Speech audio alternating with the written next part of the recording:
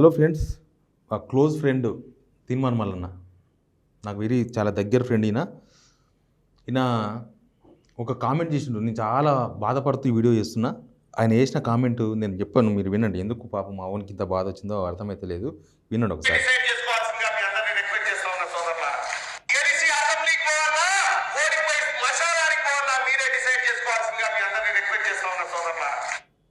అర్థమైంది కదా? మళ్ళీ ఒకసారి వినిపిస్తే వినండి.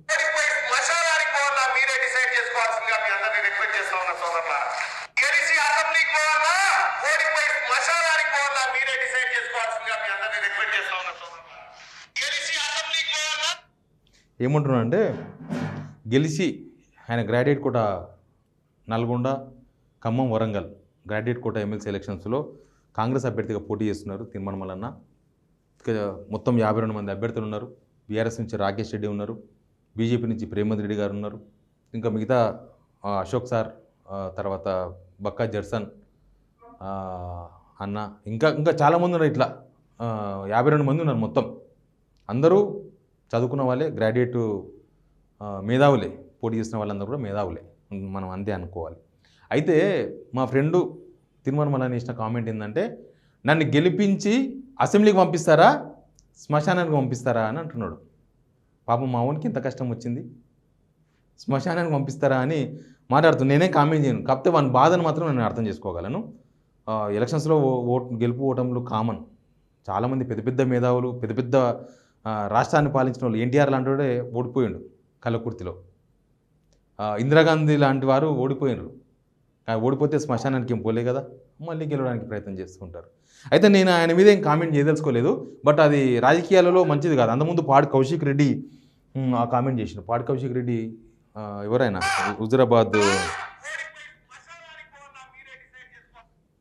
హుజురాబాద్ ఎమ్మెల్యే అభ్యర్థిగా బీఆర్ఎస్ నుంచి పోటీ చేసిండ్రు. ఆయన కూడా లాస్ట్ మూమెంట్లో ఈ కామెంట్ చేసిండ్రు. తెలంగాణ అంతా ఆయన మీద తీవ్రమైన విమర్శలు వచ్చినాయి. ఏంది ఇట్లా మాట్లాడుతున్నాడు, మమ్మల్ని ఆత్మహత్య చేసుకోవాలన్నా గెలవాలని అన్నాడు అనేది. అప్పట్లో తీన్మార్ మల్లన్న కూడా చాలా సీరియస్ కామెంట్ చేసిన ఆయన మీద, పాడి కౌశిక్ రెడ్డి మీద.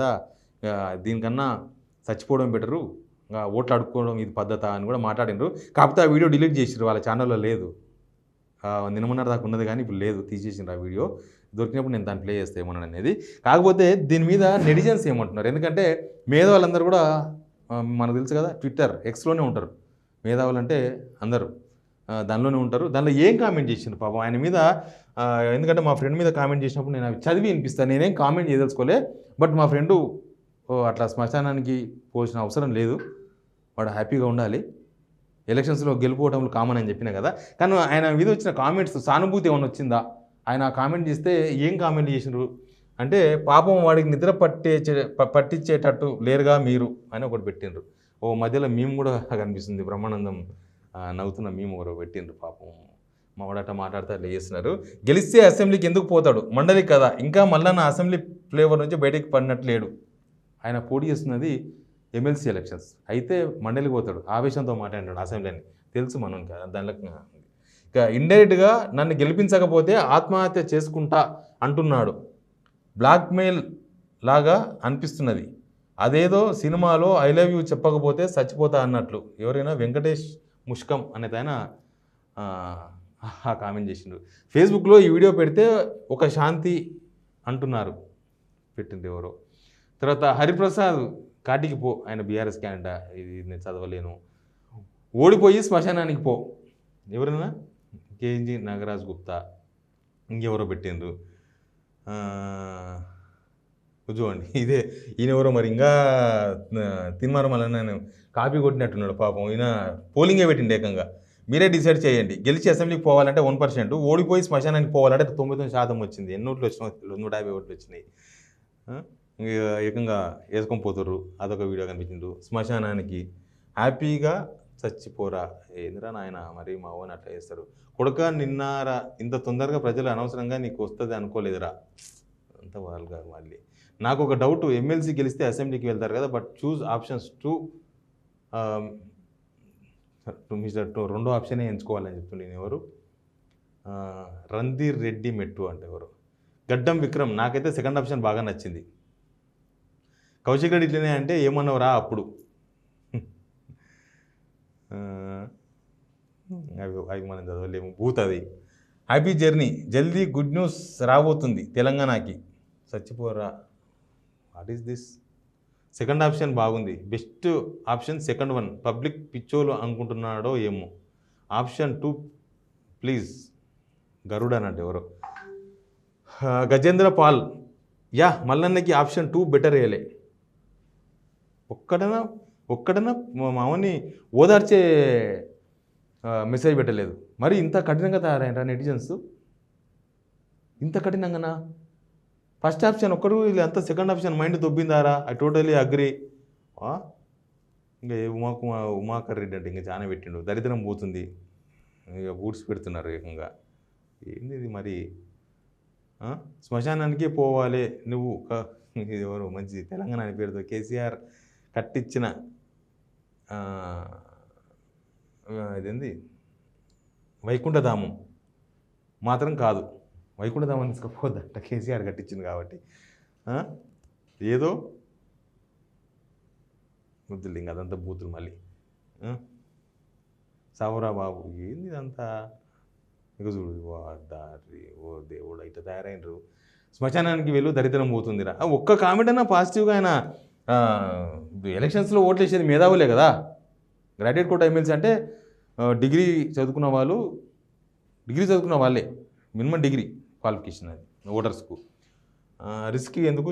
చచ్చిపో. మరో కౌశిక్ రెడ్డి వస్తే మేము నీకు ఓటేస్తే మేము పోతాం రా శ్మశానానికి. ఆప్షన్ 2 రా తీసుకో. వీడు ఉంటే ఎంత పోతే ఎంత, ఏదో దేశం కోసం సత్తా అన్నట్టు చెప్తుండు. Second option best. అరే చదువుదామంటే ఒక్క ఫాల్తుగాడు అంటారు నాయన. ఇంత మరి ఇట్లా తయారైనరు. ఓడిపోయి శ్మశానానికి పో, పీడపోతుంది. నువ్వు ఎట్లాగో గెలవవు, నువ్వు అన్నది నిజం చెయ్యి చాలు. ఏది మస్తు చాలా కామెంట్లు వచ్చినాయి. ఒక్క కామెంటే నా పాజిటివ్గా చదువుదాం మా తిరుమల మల్లన్న కంటే ఒక్కడు కూడా ఏం అసలు వస్తలేదు. నువ్వు శ్మశానానికి వెళ్ళడమే కరెక్ట్. శ్మశానం. అరే శ్మశానం బెటర్, నీకు అడ్వాన్స్ రిప్ అంటాయి. మరీ ఆవేశపడుతున్నాడు ప్రవీణ్ ఎవరో. కామెంట్స్ చదువుకున్నారు నాయన.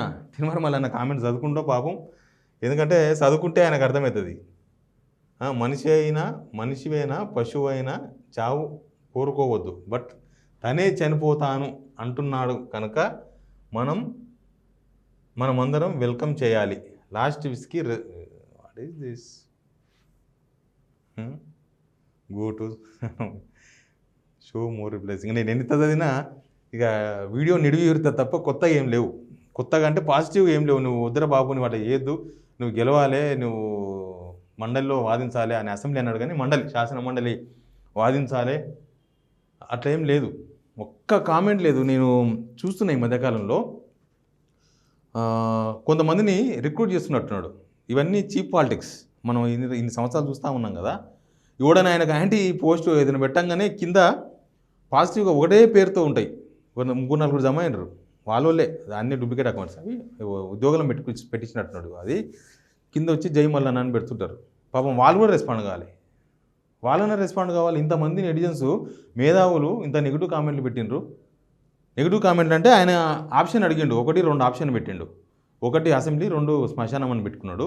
చాలామంది కాదు, 100 మంది కామెంట్ చేస్తే 100కు 100 కామెంట్లు 2 ఆప్షన్ ఇచ్చారు. ఎందుకో ఇది షాకింగ్. తిరుమల మల్లన్నకి ఆయన మీద అంత వ్యతిరేకత ఉందని అర్థం చేసుకోవాలనా, లేకపోతే ఏమని అర్థం చేసుకోవాలి? వాళ్ళ మొదలే ఎలక్షన్స్ ఏమంటాడు, ఓట్లు వేసే వాళ్ళు వీళ్ళే.